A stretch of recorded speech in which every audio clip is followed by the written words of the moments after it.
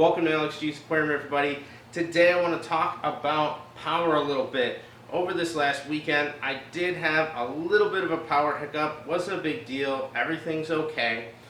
But when I was at the grocery store this Sunday, I was shopping with my wife, having a good time, when the power completely went out in the entire grocery store. Came on and off a few times before it finally came back on. Didn't really think it was that big of a deal. It was kind of interesting to be in such a large store with the lights completely out, see all the phone flashlights quickly flip on. When I got home, as I don't live far from the grocery store, I noticed that the clocks on my stove and microwave were flashing, and I knew that the house took a power hit. I came downstairs to check the tank out, and immediately when I came down, I could tell that not everything had restored from the power. I could see that some of the lights were off, my main return pump was off, and I came back, checked the breaker on my generator transfer switch panel here, and one of the AFCI breakers had tripped. Now, an AFCI breaker is an arc fault circuit interrupter. I've done a video to talk about this and my whole electrical setup before, but I want to talk just a little bit about this instance because it happened, and I think it really demonstrates an important thing to consider anytime that you're setting up an aquarium, whether it be large or small, and that's to have multiple circuit breakers feeding the equipment in your aquarium. And also dividing equipment up properly between them is extremely important. Now, because this breaker tripped, I lost my main return pump, I lost some of my lighting, I lost my protein skimmer pumps, but I still had water flow circulation pumps running, the apex was still up and running. Let's take a look at the tank now, and I'll show everybody exactly how I set up my power, so if you have a single circuit failure, you're not going to lose everything. And just to let everybody know, all the electrical outlets I have in the fish room are first position above the water.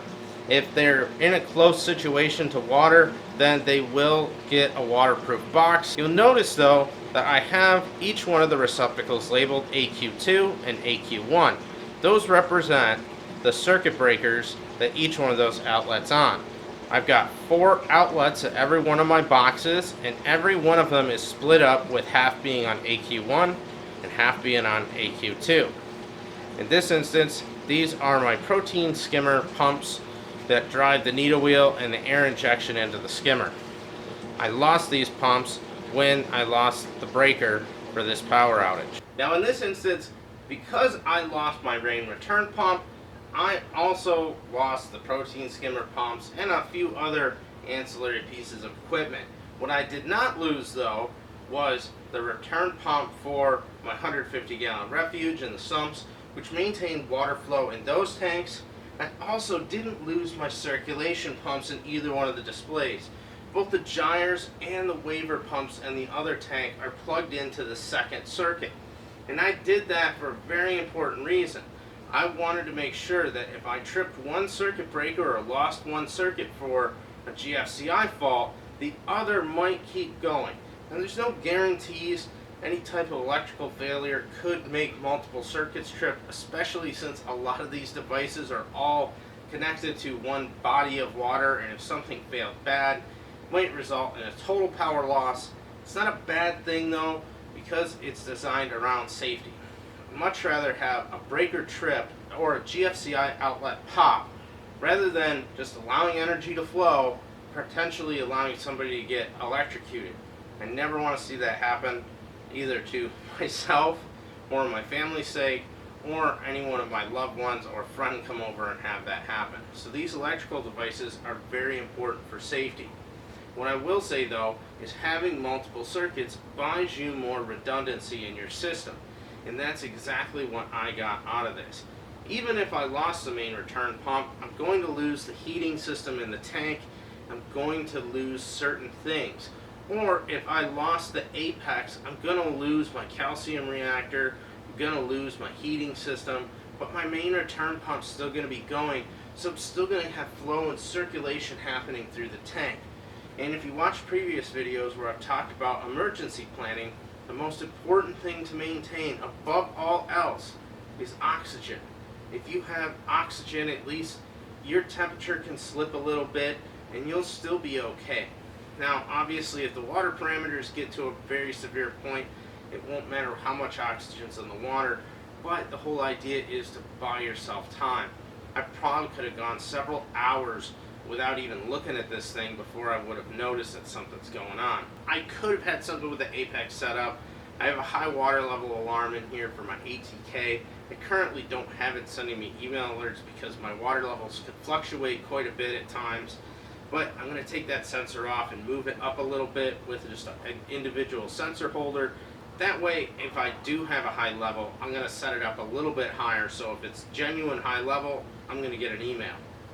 Either way though, the tanks ran fine. Everything did exactly what it was supposed to do. And I hope that's something that everybody really thinks about when you're designing an aquarium, whether it be a small tank or a large one, is think about if you can get a second circuit breaker installed or access to put that type of equipment in, especially with a big tank.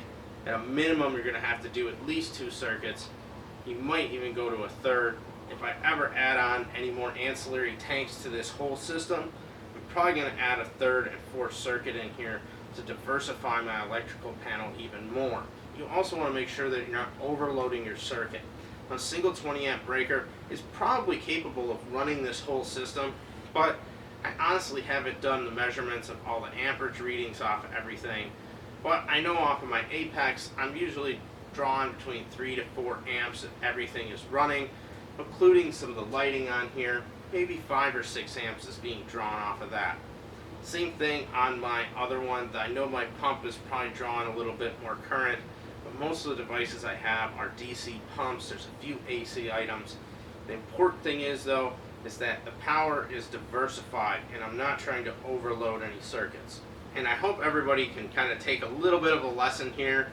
I'm making this video simply because this just happened in, the life of this tank and the journey of this tank, and this is what I want to share, these little moments that might not mean a whole lot, but I think could be pretty important in keeping a successful aquarium.